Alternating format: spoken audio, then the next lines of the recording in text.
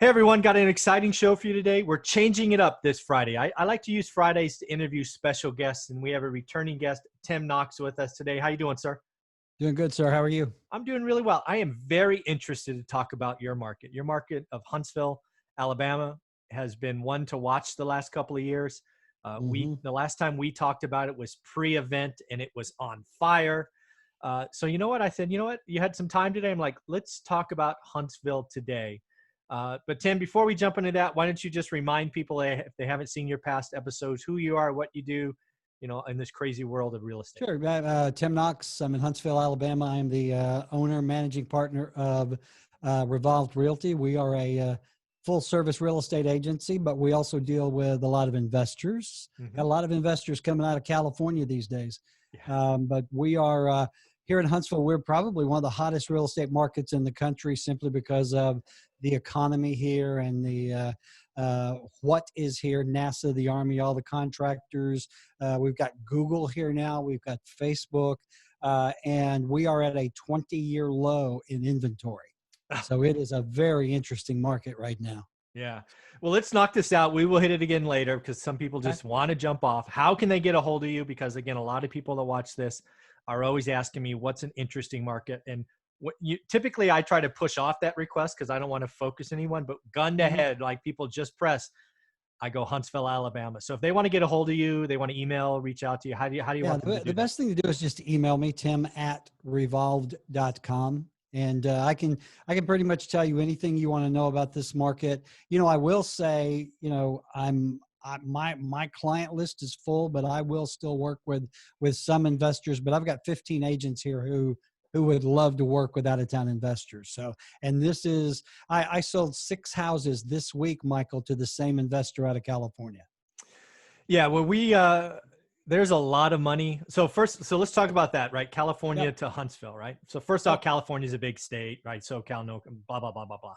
But there's a lot of people that are looking at California as very anti-landlord, right? There's a good chance taxes are going to go up given some of the choices our leadership have made and created a hole in the budget.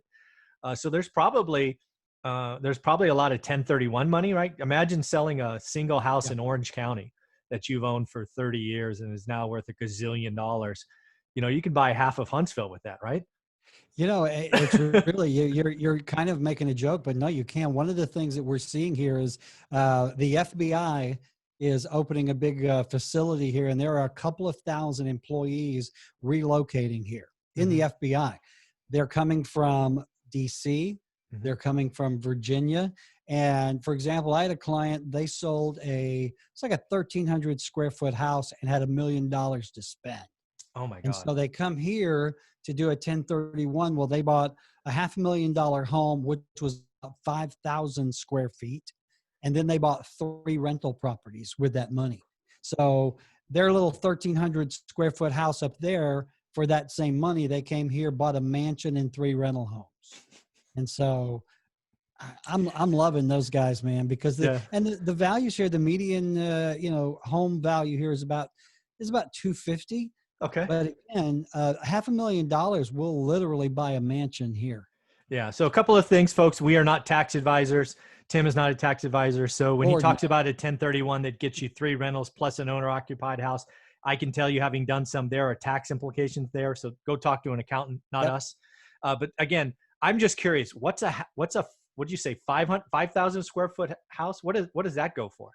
You can get a 5,000 square foot house. I mean, that's like a 5 or 6 bedroom, 3 baths, high end, really super nice house. You can buy those here for $400,000 to $500,000 all day long. I mean, there are, we don't have a lot of, million plus properties here. And those that we do are typically ones with a lot of land, or they're on top of the mountain. They're really, the extreme here. Right. But yeah, $500,000 you can literally buy a 5,000 or 6,000 square foot house here. And so this is a question I've never asked you before, but it just hit me. What is the weather like in Huntsville? I mean, I can't imagine you get snow ever or very often. Very rarely. Yeah. We have 2 seasons. We have hot and cold. Okay. So what is There's no cold? transition. It's 41 day and 80 the next. But no, we have in the summertime here, it's very hot, very humid. It'll bounce around between 95 and 100. Humidity, I mean, unlike the dry heat of the desert, Yeah. you've got the wet heat. Okay. But we have seasons, but they're very mild. The winters here, we do get maybe 30 degrees. We might get a snowstorm once a year. More than snow, we'll get ice. Ah, okay. But again, not very often. I mean, the city. Here's the thing, though. Here, if we see a snowflake, the city shuts down. Yeah, you don't got any snow We're plows. buying Like, I'm out the out. bread and the milk, but the climate itself is very, very mild. I mean, other than the heat of the summer, like I said, it can bounce around 100, but it never gets really cold here. Like this Okay. last winter, I mean, there were very few days where I even had to wear a coat. Oh my goodness, I'm so bad. Yeah, All it's right. nice. Yeah, yeah. That's what I just never asked. I assumed I knew, but I didn't know. Not California. Yeah, we have two seasons also. It's wet and dry here because it's always Yeah, about 70, right? It's just yeah. 75, I don't know, whatever. It goes like 80, 81 to like 68. Anyways. So now let's talk about renting in Sure. Huntsville, because when we talked last time, it was a strong market, and it still feels like, I mean, if today it probably feels stronger given all the growth in employment coming. Is that a fair assumption? It is. I mean, the market here is, it's on fire because Right. it literally is. I mean, it starts with, as I said a minute ago, we're at a 20-year low in inventory. Mm-hmm. So it is very much a seller's market. And when you've got a seller's market in retail real estate, that dribbles down to new construction. Yeah. It deals down to the rental market. I mean, people are coming here trying to find homes to buy. They can't. So they're looking for homes to rent. Wow. So across the board, anything to do with real estate is still very, very hot here. Yeah. And the So new let, construction is the one that's really enjoying the bump.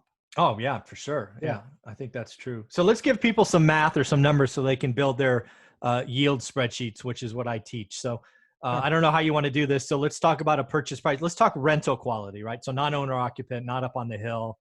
What's an affordable house go for? Maybe at least 3 bedrooms. I don't know what the config is, 3.2, 3.1, whatever. Price point, and then Mhm. expected rent. Why don't we talk about that? Yeah, it's going to depend on where Of course. you are. Yep. The Huntsville is the main metro, but Madison is the highly desired suburb Okay. because of our school system proximity. And that's where the highest home values are and the Mhm. highest rent is. Okay. So let's Here talk in the about that. city of Madison, here in the city of Madison, rents can go anywhere from 1,500 to 3,000, depending on Oh, the geez. size of the house and the neighborhood. Okay. But then, we have other pockets, older parts of town. We're seeing rents, 800 is usually about as low as you go here. Really? Okay. But even in, for example, South Huntsville, there's homes there that are renting anywhere from 1,200, 1,500 on up. But it's very much a supply and demand. Right. As I said, the shortage in available home sales is reflected on a shortage now in rental property. And Yeah. houses are renting quickly and they're Oh, going yeah. for above value. Yeah. But again, it depends on where you are. But anywhere, the sweet spot here is typically 1,500 to 2,500. Okay. All right. So let's pick 2,000 as the midpoint there. Let's stay in Madison. I just want people to be able to play with their spreadsheets, right? Sure. So if they're in Madison and they're getting what do they have to buy to get 2,000 rent? Is it at least 3 bedrooms? Does it have to be 4? It is. It's got to be a 3-2. Oh, it's got to be a 3.2. Okay. Yeah, it's got to be a 3-2 to get that kind of rent. Okay. And the math is a bit wonky sometimes because it's really hard here to maintain that 1% rule. Oh, for sure. If you buy if you buy a $200,000 house here, that doesn't mean you're going to get $2,000 a month in rent. Oh yeah, I think the 1% rule in any hot market is I think it's out of date. I think it was a cute rule that bigger pockets pushed years ago. That's dangerous. And it's dangerous because it always pushes you in today's market to less desirable areas, right? If you are stuck on a 1% rule and that's gospel to you, you're going to make a mistake. That's just the rule. Well, yeah. And and again, it's not going to, for example, I've got one house here. I paid I think I paid 150 for it. It probably appraised right now, probably just around 190 or so. Okay. And I'm getting, I think, 1,500 a month for that house. Now that covers my payment. Oh, sure. No, it's not an alligator by any stretch of the imagination. I'm more than happy to have a house that's paying me, a couple 300 a month for, I don't have to do anything. So Yeah. we're seeing a lot of that. But you mentioned bigger pockets. A lot of folks, and not just them, but a lot of folks are watching YouTube videos and reading books, and they're trying to find those houses that they can do the 1%. And it is driving them to the lower end of the scale when it comes to rentals here. Because it's just not, one of the things that I'm seeing, and I thought this was very interesting, is I have investors coming here locking down new construction today that won't really be ready for 8 or 9 months. And they're doing that because they know in this market within 8 or 9 months, the house that they've locked in today is going to be worth more than they're spending on it. So so it's an investor doing that? I have several investors doing that. They're buying new construction. For example, they will lock in the price today on a house at 230. Understood. All right. It's going to be 8, 9, sometimes 12 months before that house actually is built and ready to go. And so what they're counting on is over the next year, the value of that home going up to where they immediately have a good return when they close 9 months down the road. Have they told you what their plan is? Do they want to sell when it's finished and recoup that, or they want it to be a rental? Or the ones that I am dealing with are looking to do either corporate rentals or Airbnb or even long-term rentals, because houses here in these neighborhoods, let's say they spent $230 for this house. A year from now, that house will easily rent for $2,000 a month. Okay. Yeah, that makes sense. And if you can get interest rates sub 4%, that's awesome. And they're locking them down now. And literally, I mean, all they have to put down is a little bit of earnest money, and they lock this down for a year. Yeah.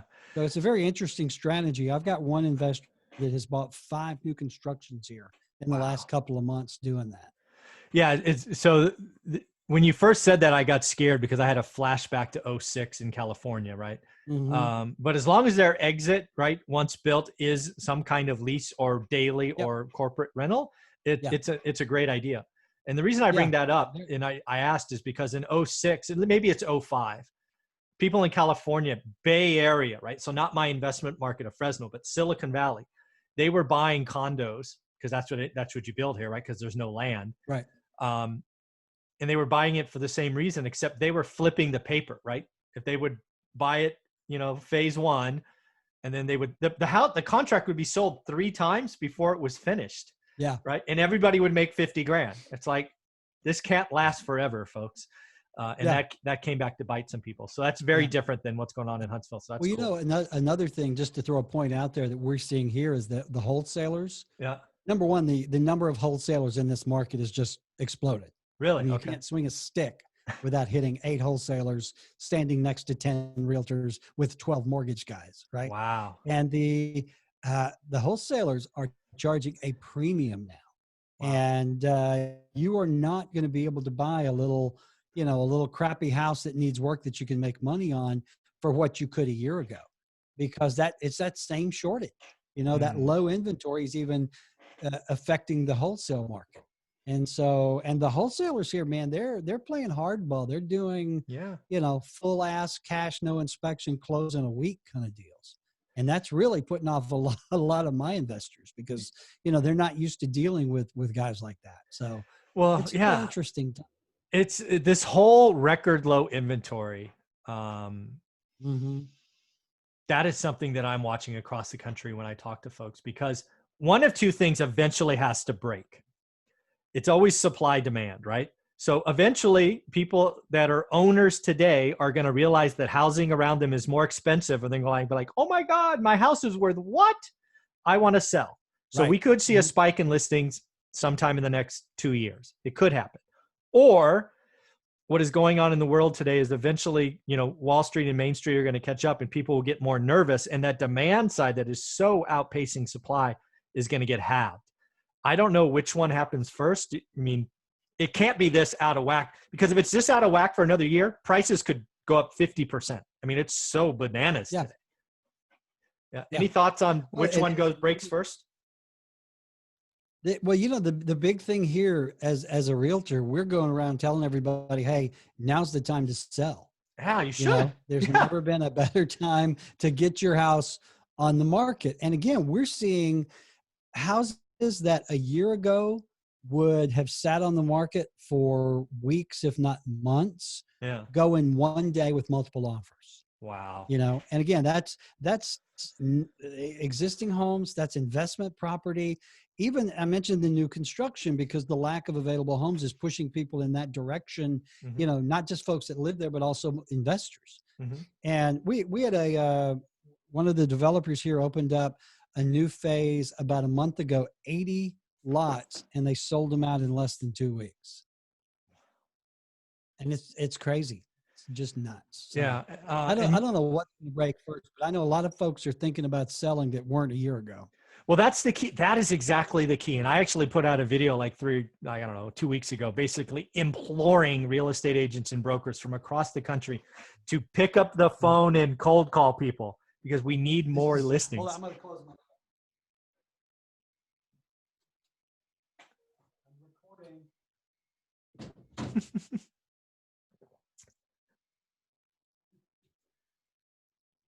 That's a fancy chair, Sorry man. about that. One of my agents came in downstairs and they're going, woohoo. Yeah. So one of the things I was saying, that. no, it's fine. It's all good.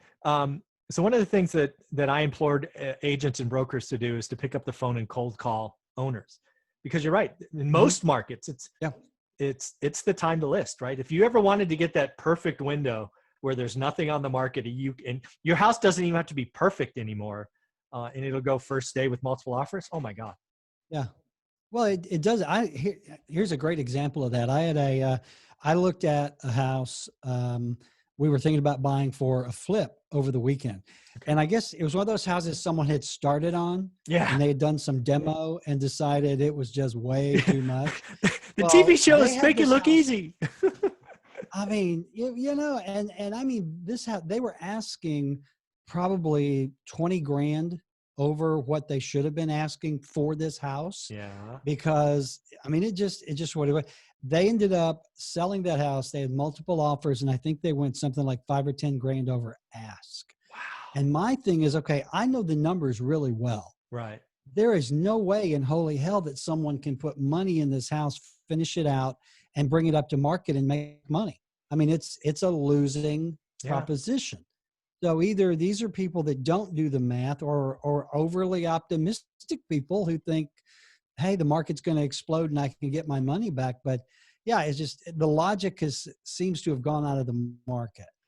And that's like what happens when it's scarce. Yeah, when it's scarce, people think, well, that's it. This is why I still speak at meetups, is because I'm always trying to get a sense of the audience, right? And it's not so much about my presentation, it's the questions I get, right? What is the audience excited about? What is the audience chasing? And in Huntsville, it sounds like they're chasing single family homes because flipping is easy. And that eventually will bite you. One thing I wanted to ask you about, go ahead. Yeah, I was just going to say, there's not a lot of multifamily here. Yeah. I mean, there is, but it never comes up for sale, ever. And when it does, they're asking some unbelievable price that the math just will not work. Yeah. And so, single family homes is our sweet spot here. Yeah, that's crazy. One of the things I wanted to ask you about is you and I have a mutual friend, Alicia, who does amazing high-end flips. Why don't we talk about the last one she did? It sounds like it sold in record time for a record price point. Amazing to watch. It did. Alicia, who I love dearly, she's like my third daughter. She is, I mean, just amazing. I did a whole series of interviews with her. She is an investor, a flipper. She does rentals. She does corporate housing. She does Airbnbs. And she is one of the best designers I've ever seen in my life. Oh, gorgeous. Her houses, they just stand out. Yeah. And she had this was actually, I think, her personal home. They had bought it out of foreclosure a couple of years ago. And she just went in and made it look like something out of a magazine. Wow. I mean, you drive down this is a nice residential area, older homes, and that thing just shines like the North Star. And so I was fortunate enough to be her realtor on it. It was a really interesting situation because, and this is something you and I should talk about at some point, is appraisals are just subjective now here. You know what I mean? Oh yeah. You it just, so we knew kind of what this house would appraise for, but we also knew what the value of this house was based on, number one, the uniqueness of the house, Mm-hmm. how freaking cool it was. And we just thought, okay, we're going to ask above appraisal and see what happens. Well, I'll tell you what happened. We had people fighting over this house. It went in one day, multiple offers, and we went 23,000 over ask with no appraisal contingency. And Alicia's just doing the happy dance. She I thinks bet. I'm just the best realtor, which I am. But in this case, a blind monkey could have Yes, sold this house. yeah, But yeah. This had it very nothing little to do with my you. Yeah. you know, the pictures were great. My marketing was great. It sold, man. But the thing about it is all of her houses are Yeah. just so unique and so special that people, this, you walk into most flips. Well, there's the wood LVP. There's Yeah. the obnoxious gray walls. It's the same crap in every house you go in. Yeah. I mean, literally, I can walk through a dozen flips here and I can't tell them apart. Her houses are always unique. Yeah. And she stages them and it literally is like buying something out of an HGTV set. And Yeah. people fight over her houses. Yeah. She has a brand, a touch, a special. Yeah. And you know thing. what? She is not afraid to spend money. That's I true. think that's always been what impresses me so much about her is she understands ROI. Yeah. She knows that if she spends a little more to make a house unique, she's going to get that money back in spades. Well, that, and she's Right? also going to make it faster, right? If you're just like everybody Yeah. else's house, but if you make your house unique, the beauty about doing a flip like she does is you only need one yes answer. You only need one. That's right. You don't need 7. You just need 1. And when you're unique, man, the important thing about doing a flip, in my opinion, is standing out, especially in a market like this. You've got to be different. Everybody has got the same flooring, the same gray wall, the same granite, countertops and tile in the bathroom, blah, blah, blah. So what? Yeah. Well, what's really cool is, our photographer, I mean, this guy should just do magazine photography because he will go in to one of Alicia's homes and it literally looks like a spread out of Architectural Digest. Nice. And so people see these pictures and they just go wild. But yeah, every one of her homes does not fit the cookie cutter mold. Yeah. And they go quick and they go for way over asking price. And, in this market, people are coming here with bags of cash. Yeah. So they don't really care if it appraises or not because they've got the money to buy what they want. Exactly. And that's what happened in this case. Yeah, exactly. Let's just be clear for people watching this. Alicia is an amazing person, individual. I've had her on the channel a couple of different times. Yeah. Her flips are for owner occupants. You're not going to buy one of her flips and make it a cash flow rental. Probably not. Probably not. Not if that's the price point. You will own one hell of a unique house. Yeah. So let's bring this together and wrap this up for investors as we go into the rest of the year, right? That's about as far as my crystal ball sees. Do you see anything between July and December that could either explode listings or reduce demand, or do you think it's just going to be hot the rest of the year? Here it is going to be hot for years to come. Years. I'm serious. I mean, they released a thing this week that, and I think I've told you this before. Huntsville is going to be the largest city in the state within the next couple of years. Yep. And all of this industry, is coming here. I mean, like I said, we've got, tens of thousands of people that are looking to relocate here, and there's no housing. Yeah. So if anything, I think listings will increase as people see that now's the time to sell. Okay. If they really want to get top dollar out of their house. So I think we're going to see more listings. Okay. I think we're going to see those listings pushing the boundaries of the market. And that's what I said about appraisals. At some point, the appraisers have to realize that what sold last year is not really a comp anymore. because the houses are just going for so much. And you got to factor in that supply and demand and that urgency. But this market is just going to continue on. I mean, Yeah. the builders are tripping over themselves trying to buy farmland to get to, Mm. to more developments done. There's a lot of renovation in older parts of town. Mhm. We're seeing traditionally the northern part of town, there were pockets that were, not the best part of towns. We are now seeing people go in there and knock down old houses and put up brand new ones. Wow. So the rejuvenation of even those neighborhoods is going to continue because I mean they're not making any more land.